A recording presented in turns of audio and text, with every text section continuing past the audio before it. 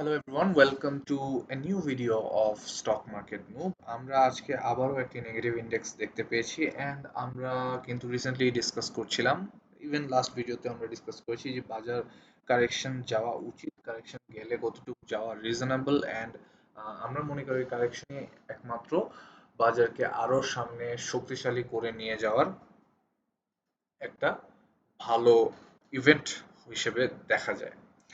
আর আমরা যদি বলি যে বাজার কতটুকু নিচে নামতে পারে সেটা নিয়েও আমরা গতকালকে ডিসকাস করেছি। একটা রেজিস্ট্যান্স লেভেল নিয়ে আমরা গতকালকে ডিসকাস করেছিলাম যে বাজারের আপাতত immediate resistance sorry support level কোনটা, এর নিচে স্ট্রঙ্গার সাপোর্ট কি আছে সেগুলাও আমরা আজকে আরেকবার রিপিট করে নিব। তার সাথে আজকে যেসব সেক্টরগুলা আমরা শাইন করতে দেখেছি সেগুলো নিয়ে ব্রিফলি কথা বলবো এন্ড গতকালকে রিকোয়েস্ট করা অনেকের কিছু স্টক ছিল সেগুলো নিয়ে আমরা অ্যানালাইসিস করব। এগেইন অ্যানালাইসিস মানে হচ্ছে জাস্ট এটা ইন টার্মস অফ সিচুয়েশন কি কি অবস্থায় আছে সেটা নিয়ে ডিসকাস করা, কোনো সাজেশন না বা আমি অ্যাডভাইস দিচ্ছি না কাউকে যে আপনি এই স্টকটি সেল করুন বা বাই করুন। তো ওই হিসাবে আমরা ভিডিও স্টার্ট করছি এন্ড ভিডিওর শুরুতে আমরা আমাদের ডিসক্লেমার দেখে নিচ্ছি। Contents of this video are not investment advice. I am not influencing anyone to buy or sell any stocks. The stock I discuss are purely for discussion and learning purposes. Please do your own research before you invest. যেহেতু আমরা এখন regular stocks অ্যানালাইসিসে যাচ্ছি, so এই ডিসক্লেমারটা অনেক necessary and সবাই বুঝে শুনে invest করবেন। বাজার একটা রিস্কি জায়গা। আমরা আজকে আহ, বাজার নিয়ে যদি ব্রিফলি স্টার্ট করি, 205,037টি ট্রেড হয়েছে। ভলিউম আমরা দেখতে পেয়েছি প্রায় 29 কোটির মতো। আজকে লেনদেন স্বাভাবিকভাবেই নেগেটিভ ইন্ডেক্সের কারণে কম হয়েছে, সেটা একদিক দিয়ে ভালো। তার মানে হচ্ছে খুব বেশি সেল প্রেসার সেটা না। যদি ভলিউমে আমরা কম দেখি, লেনদেনে আমরা কম দেখি একটা নেগেটিভ বাজারে, তার মানে হচ্ছে খুব বেশি সেল প্রেসার ভিতর দিয়ে বাজার যাচ্ছে না, বাট যেটা যাচ্ছে এটা রিজনেবল বলেও আমরা ধরে নিতে পারি। 117টা অ্যাডভান্স করছে, 229টি ডিক্লাইন এবং 47টি আনচেঞ্জড অবস্থায়। আজকে আমরা টেক্সটাইল সেক্টরে অনেক বেশি গেইন দেখেছি, অনেক স্টকসই হচ্ছে ঘুরে দাঁড়ানোর চেষ্টা করেছে। তার পাশাপাশি আহ, আমরা অনেকগুলো সেক্টরসে অনেক বেশি স্টকসকে নেগেটিভ হতে দেখেছি। তার মধ্যে সেরা যদি বলা যায় তাহলে ইন্স্যুরেন্স। অবশ্যই ইন্স্যুরেন্সে আজকে আমরা অনেকগুলা স্টকসের মধ্যেই সেল প্রেসার দেখতে পেয়েছি। সেল প্রেসার বলতে ওইরকম আহ, ওই সেল প্রেসার না যেটাতে হয়তো বা স্টকস ডাউন ট্রেন্ডে চলে যাবে, এটা মোর লাইক প্রফিট টেকিং। আচ্ছা, যাই হোক, আজকে টেক্সটাইলের ভালো পজিশন নেওয়ার একটা বড় রিজন আমরা যদি বলি যে টেক্সটাইলে একটা ভালো ভলিউম আমরা দেখতে পেয়েছি। প্রায় 71 কোটি টাকার মতো ভলিউম আমরা টেক্সটাইলে দেখতে পেয়েছি। তার পাশাপাশি টেক্সটাইলে কিন্তু এখন যারা আটকে ছিলেন তার মধ্যে অনেকেই হয়তো বা একটু আশা পেয়েছেন যে সামনে হয়তো টেক্সটাইল সেক্টর ভালো করতে পারে। তার ভালো করারও কিছু রিজন আজকে আমরা আছে বলে মনে করি। সেটা যেটা ম্যাক্সিমাম মানুষ ধরে নিচ্ছেন সেটা হচ্ছে যে শুল্ক যে 35% ছিল সেটাকে কমিয়ে 25% নেওয়ার প্রস্তাব করছে, বা এটা একটা নেগোসিয়েশনের মধ্যে চলছে। সেই নেগোসিয়েশন হয়তোবা টেক্সটাইল সেক্টরের জন্য একটি শুভকর হতে পারে, and সেই সাথে ব্যাংকের জন্য সেটার রিফ্লেকশন কিন্তু আজকে বাজারে দেখা যায়। ব্যাংকিং সেক্টর কিন্তু 200 কোটি টাকার উপরে লেনদেন কন্টিনিউ করে যাচ্ছে, আর টেক্সটাইল সেক্টরে যে বৃদ্ধি হয়েছে যেটা আজকে ইন্স্যুরেন্স থেকে স্লাইটলি বেশি, আহ, তার বরাবরই আছে ফার্মাসিউটিক্যালস এবং কাছাকাছি হচ্ছে fuel and power. Fuel and পাওয়ারকেও কিছুটা আহ, আজকে লেনদেন গেইন করতে দেখা গেছে। যাই হোক, আমরা যদি ডিরেক্টলি একটু ইন্ডেক্স অ্যানালাইসিসে চলে যাই যে ইন্ডেক্স কি অবস্থায় আছে। ইন্ডেক্স আমরা আজকে ব্রিফলি কথা বলবো, যেহেতু আমরা গতকালকেই মাত্র কথা বলেছি।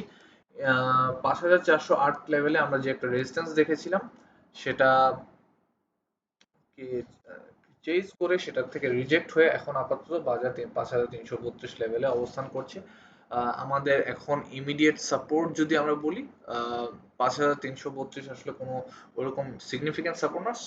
এখন ইমিডিয়েটলি সাপোর্ট হচ্ছে 5,268 থেকে আই থিঙ্ক 80 পর্যন্ত, 80-85 পর্যন্ত আমাদের একটা সাপোর্ট লেভেল আছে। অ্যান্ড বাজার যদি এইটুক পর্যন্ত আমরা নামতে দেখি সেটা খুব বেশি নামা হবে না বলে মনে করি, একটু কারেকশন নেসেসারি, বাজারে দরকার আছে কারেকশনের, কারেকশন হলে নতুন নতুন আমরা বায়ার্স কে ঢুকতে দেখতে পাবো। বাজারে যখন অপরচুনিটিস দেখবে তখনই নতুন নতুন ইনভেস্টররা বিভিন্ন স্টকসে ঢোকার চেষ্টা করবেন। যাই হোক, আমরা পরবর্তীতে চলে যাই। আজকে যেহেতু ব্যাংকিং সেক্টর স্টিল লিডিং, আমরা ব্যাংকিং সেক্টর নিয়ে আরো একবার কথা বলি। 16.8 এ যেই রেজিস্ট্যান্স ছিল সেটাকে ব্যাংকিং সেক্টর আজকে আবারও হচ্ছে চেস করেছে, সেখানে 16.7 থেকে রিজেক্ট হয়ে এসে 16.3 তে অবস্থান করছে। ব্যাংকিং সেক্টরকে ব্রেকআউট দেওয়ার জন্য এখনো আরো অনেক ভলিউমের প্রয়োজন বলে আমরা মনে করি।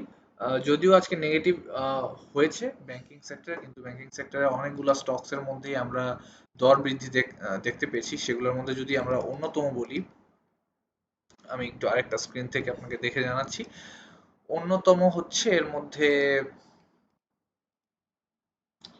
City bank, prime bank, MTB, NRB bank. NRB bank অনেকদিন ধরে একটু উঠানামা করছে, কিন্তু এগেইন ব্র্যাক ব্যাংক এগুলা অনেক potential stock still for banking sector. Prime ব্যাংকও আজকে অনেক ভলিউম করে বেড়েছে। সিটি ব্যাংক তার মধ্যে আজকে আই থিঙ্ক সবচেয়ে বেশি ভলিউম আর গেইন দিয়েছে। যদিও ব্যাংকিং সেক্টর আজকে রেড ইন্ডেক্স দিয়ে শেষ করেছে। তাই তারপর আমরা যদি চলে যাই টেক্সটাইল সেক্টর, টেক্সটাইল সেক্টর যদিও আমরা অনেক বেশি লেনদেন আজকে দেখেছি, অনেকটা ভলিউম রিকভারি করতে দেখেছি, তাও কিন্তু দেখুন আজকে আমরা যেটা 29.2 তে একটা রেজিস্ট্যান্স এঁকে রেখেছিলাম টেক্সটাইল সেক্টরের জন্য, সেটা কিন্তু আজকে ক্রস করতে পারেনি। ক্রস তো করতে পারেনি, তাও ওখান থেকে রিজেক্ট হয়ে একটা স্পিনিং ক্যান্ডেল তৈরি করেছে। স্পিনিং ক্যান্ডেলের এখন সমস্যা হচ্ছে যে এমন একটা অবস্থানে আছে যে এখানেও খুব বেশি বাড়েনি, এই সাইড দিয়েও খুব বেশি বাড়েনি। তার মানে হচ্ছে আমরা এখনো কারেকশন দেখার সম্ভাবনা আছে বলে মনে করি। সেক্ষেত্রে টেক্সটাইল সেক্টরের একটা সাপোর্ট লেভেল 27.3 তত দূর যাবে বলে মনে করছি না, কিন্তু ঘুরে দাঁড়ালে এখান থেকে ঘুরে দাঁড়ানোর সুযোগ আছে। এবং এখানে যদি আমরা আরেকটু বড় ভলিউম দেখতে পাই, আজকে কিন্তু মোটামুটি ভলিউম হয়েছে, কিন্তু ভলিউম আরো বড় হওয়ার চান্সেস আছে, যেটা ভলিউমটা বেড়ে এই পর্যন্ত আসতে পারে।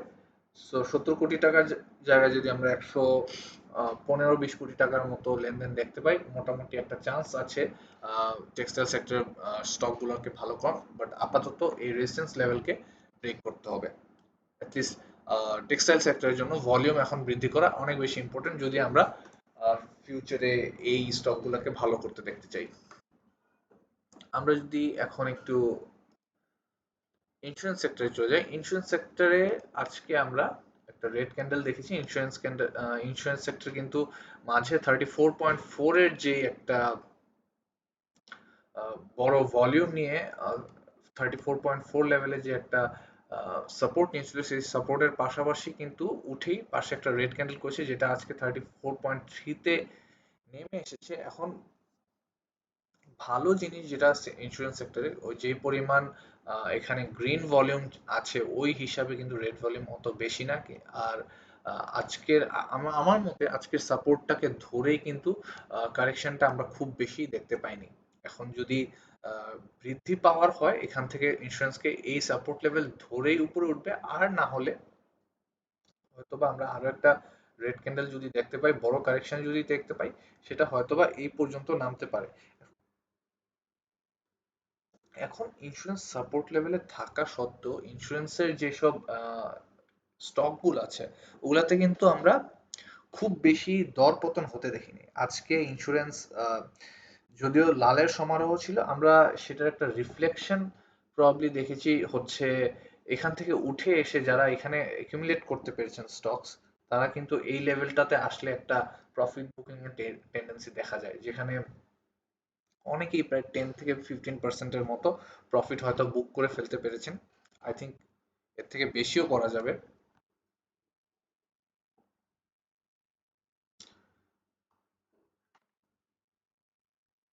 আর এর মধ্যে আমরা যদি বলি আহ, ভালো সেক্টর করেছে যেগুলোর মধ্যে ফুড অ্যান্ড অ্যালাইডও আছে অন্যতম। আমরা সেটা নিয়ে হয়তো বা আরেকটা ভিডিওতে কথা বলতে পারি, বা ফুড অ্যান্ড অ্যালাইড সেক্টর থেকে আমরা একটা স্টক নিয়ে আজকে কথা বলে ফেলতে পারি। আজকে আমরা লোয়ার লেভেলে যে কারেকশন গুলা দেখেছি, যেমন অনেক লো পেড স্টকস আছে, সেগুলোর মধ্যে আমরা কারেকশন দেখতে পেয়েছি। সেসব কারেকশনের জন্য আমি মনে করি যেগুলা উইকার ফান্ডামেন্টাল ভ্যালু বহন করে ওইরকম স্টক গুলো আজকে দাম কমেছে। তবে স্ট্রং ফান্ডামেন্টালস যেগুলো ছিল ওগুলা কিন্তু খুব বেশি একটা বাড়েনি। ইভেন যদি নাও বেড়ে থাকে অনেক জায়গায় আমরা কিন্তু কারেকশন দেখেছি, কারেকশন হলো খুব বেশি দরপতনের সংখ্যা দেখা যায়নি। চলুন আমরা একটু কুইকলি যদি চলে যাই যে আজকে আহ, আমরা বলেছিলাম যে গতকালকে যারা কমেন্ট সেকশনে হয়তো কমেন্ট করেছেন যে কোন কোন স্টক নিয়ে কথা বলতে চান, সেটা যদি আমরা একটু কুইকলি দেখে নিই, সেটা হয়তো অনেকের জন্য হেল্পফুল হবে, কারণ অনেকদিন ধরে কমেন্টস আসছে কিন্তু সেভাবে রিপ্লাই দেওয়া হয়ে ওঠেনি। আমরা কমেন্ট সেকশনে দেখতে পাচ্ছি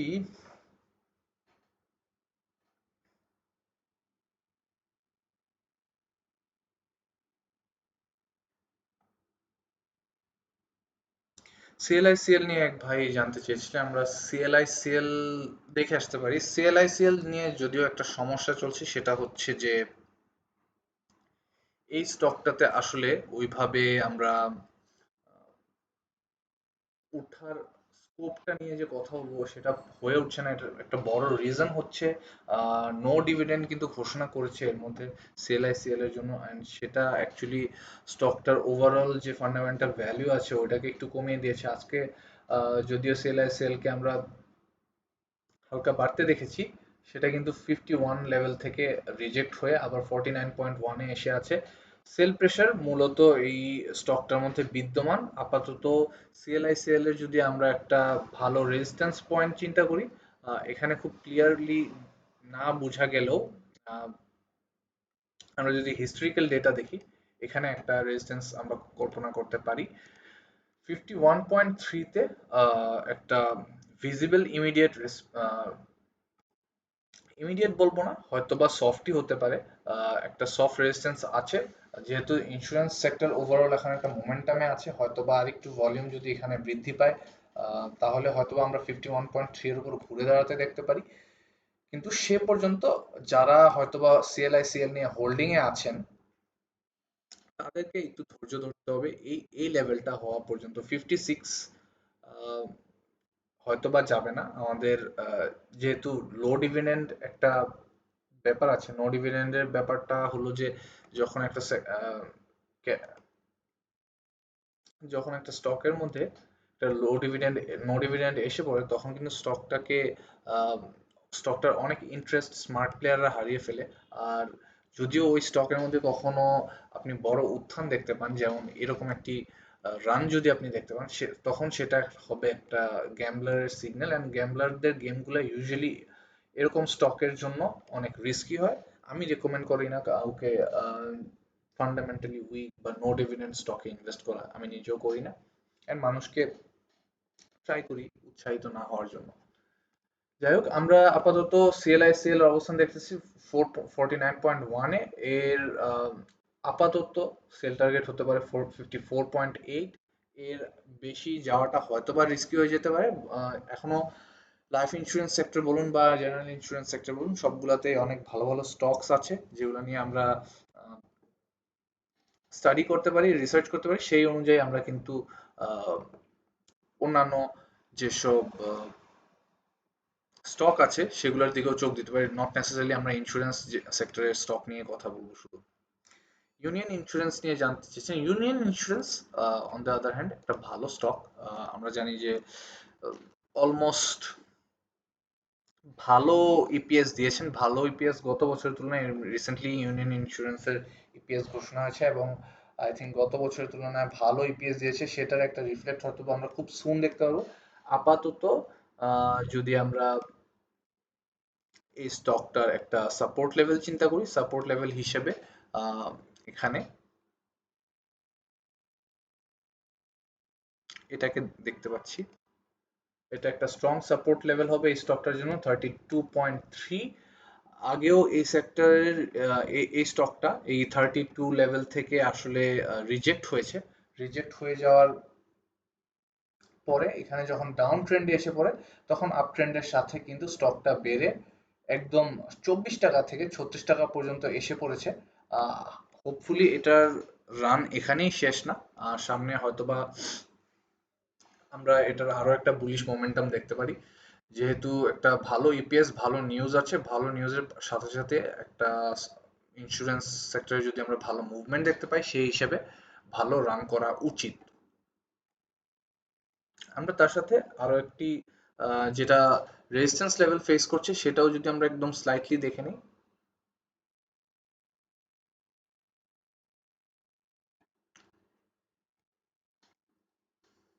এটাকে আমি বড় স্ট্রং রেজিস্ট্যান্স বলবো না। আমরা দেখতে পাচ্ছি যে এখানে আগে রিজেক্ট হয়েছে এই জোনটাতে, এখানে আগে সাপোর্ট নিয়েছে, এখানে রিজেক্ট হয়েছে। সো ইমিডিয়েট যদি আমরা রেজিস্ট্যান্সের কথা চিন্তা করি, আম, এখানে 37.2 তে রেজিস্ট্যান্স আছে, কিন্তু সেটা স্ট্রং কোনো রেজিস্ট্যান্স না। আমরা বড় রেজিস্ট্যান্স নিয়ে এখন একটা ড্র করব।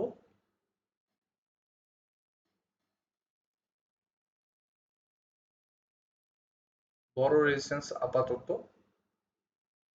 39.9 এ,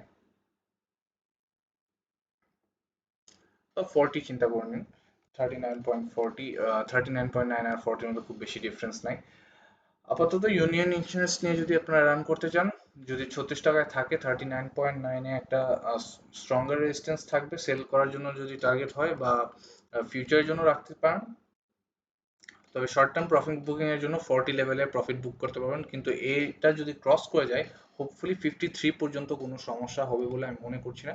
এখানে একটা ভালো সাপোর্ট লেভেল আগে ছিল, সেটাই এখন একটা রেজিস্ট্যান্স জোন হিসেবে কাজ করবে। যদি লং টার্ম প্রফিটের জন্য চিন্তা করুন, তাহলে union insurance as a general insurance একটা খুবই পোটেনশিয়াল স্টক, এবং 53 পর্যন্ত ইজিলি উঠে যাবে একদিন, সেরকম পোটেনশিয়াল রাখে। পাশাপাশি যদি আমরা আরো একটি স্টক নিয়ে কথা বলতে চাই, আমরা কমেন্ট সেকশনে প্রবাবলি একজনকে বিচ হ্যাচার নিয়ে কথা বলতে দেখেছি। সেটা নিয়ে হয়তোবা আমরা একটু কথা বলে ফেলতে পারি।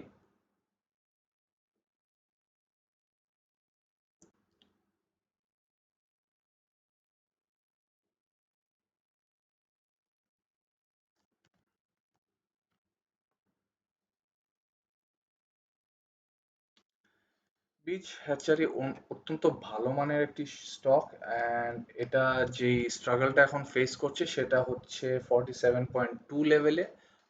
আপাতত আমরা যদি সাপোর্টের কথা বলি, এখানে 47.5-এ একটা সাপোর্ট ছিল, সেটা থেকে একটু নিচে নেমে এসেছে। আজকে প্রায় 47.2-তে ট্রেড হয়েছে, কিন্তু মনে করি এর থেকে বেশি এর নামা উচিত না। আমরা যদি ইমিডিয়েট কোনো সাব রেজিস্ট্যান্সের কথাও বলি, এটা হচ্ছে 51 লেভেলে। 51 থেকে নিচে, 51 হয়তো বা ক্রস করতে একটু টাইম লেগে যেতে পারে, সিন্স এখনো ফুড অ্যান্ড অ্যালাইড একটা ট্রেন্ডিং সেক্টর না। 51 ক্রস করে গেলে কিন্তু এরপরে ধরেন 63 পর্যন্ত যাওয়াটা খুব বেশি একটা প্রবলেমেটিক হবে না। লং টার্মে 63 ক্রস করে কিন্তু 70.5 পর্যন্ত খুব ইজিলি রান করবে বলে আমরা আশা করছি।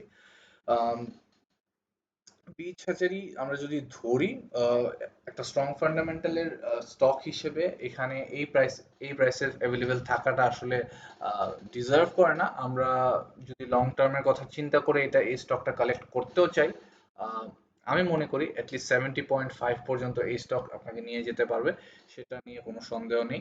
কিন্তু এখানে কিছুটা ধৈর্য ধরতে হবে। আপনার সেক্টরের গেম যখন প্লে হবে, ওই হিসাবে আপনাকে ধৈর্য ধরে স্টকটি আসলে সংরক্ষণ করতে হবে। এর পাশাপাশি আমরা আরো একটি ভালো স্টক নিয়ে কথা বলতে চাই, সেটা হচ্ছে শেফার্ড। টেক্সটাইল সেক্টর যেহেতু একটু ট্রেন্ডিং আছে, আমরা টেক্সটাইল সেক্টর থেকে একটু শেফার্ড নিয়ে কথা বলে নিই। শেফার্ড কে নিয়ে আমরা পিছনে কথা বলেছিলাম, যে একটা টাইমে এই বছরই প্রায় 15.2 এর যে সাপোর্ট লেভেল ছিল, সেই সাপোর্ট লেভেল ভেঙে নিচে চলে যায় ইভেন যখন জানুয়ারি মাস ছিল, জানুয়ারি মাসেও এটা অলমোস্ট 14 টাকা পর্যন্ত নিচে নেমে আসে, কিন্তু স্টকটি যে পরিমাণ পোটেনশিয়াল আছে, যেরকম ফান্ডামেন্টাল ভ্যালু এটা ক্যারি করে, ওই হিসাব করলে স্টকটা কিন্তু মোটেও এই পর্যন্ত থেকে যাওয়ার মতো স্টক না। আমরা আশা করছি ফিউচারে হয়তোবা এই 19.3 লেভেলের যেই রেজিস্ট্যান্স আছে সেটাকে ব্রেক করে হয়তোবা একটা টাইমে এই 23.7 লেভেল পর্যন্ত এসে পড়বে। অ্যান্ড সেটা একটু সময় নিতে পারে, হয়তোবা টেক্সটাইল সেক্টরকে প্রপারলি গেম প্লে করতে হবে, টেক্সটাইল সেক্টরকে একটা ব্রেকআউট দেখতে হবে। লো প্রাইসে কম দামের স্টকের মধ্যে ভালো ফান্ডামেন্টালের জন্য শেফার্ড খুব ভালো একটা স্টক। আপনারা রিসার্চ করে দেখতে পারেন, কোম্পানি সম্পর্কে জানতে পারেন। আহ, যদি মনে হয় কখনো যে টেক্সটাইল সেক্টরের মধ্যে অনেক স্টকই আসলে ওভার ভ্যালুড হয়ে আছে, বা হয়তোবা কোনো কোনো স্টক অনেক কম ফান্ডামেন্টাল ভ্যালু নিয়েও অনেক দূর যাচ্ছে, সেই হিসেবে লেস রিস্কি স্টকগুলোর মধ্যে shepherd one of them. Recently হয়তোবা 19.3 পর্যন্ত উঠেছিল, কিন্তু আবার ট্রেস ব্যাক করে 18.2 এই লেভেলে একটা সাপোর্টে আছে। আশা করি সামনে আরো উপরে উঠতে পারবে। যাই হোক, আজকের ডিসকাশন আমরা এটুক পর্যন্তই রাখবো। আরো কিছু স্টকস নিয়ে কথা বলতে চাচ্ছিলাম, কিন্তু আসলে রেগুলার ভিডিওসে ওইভাবে কথা বলা পসিবল হয় না, কারণ হচ্ছে আমাদের যেই কন্টেন্ট আছে আসলে খুব বড় করে ফেলে, মানুষ দেখার আগ্রহ হারিয়ে ফেলে। আমরা ওই হিসেবে যেসব স্টকস পেন্ডিং আছে সেটা নিয়ে আমরা হয়তোবা কালকে কথা বলবো। কালকে দুপুর 1:30 PM এর দিকে হয়তোবা আমরা একটা লাইভ সেশন করার অ্যাটেম্প নিব, যেখানে আমরা আপনাদের রিকোয়েস্টেড বিভিন্ন স্টকস নিয়ে কথা বলতে পারবো, অ্যান্ড আরো ডিরেক্টলি ইন্টারাক্ট করতে পারবো। আহ, আরো বেটার ইন্টারাকশন করতে পারলে আরো বেটার অ্যানালাইসিস দেওয়া যায়, সেটা আমি বিশ্বাস করি।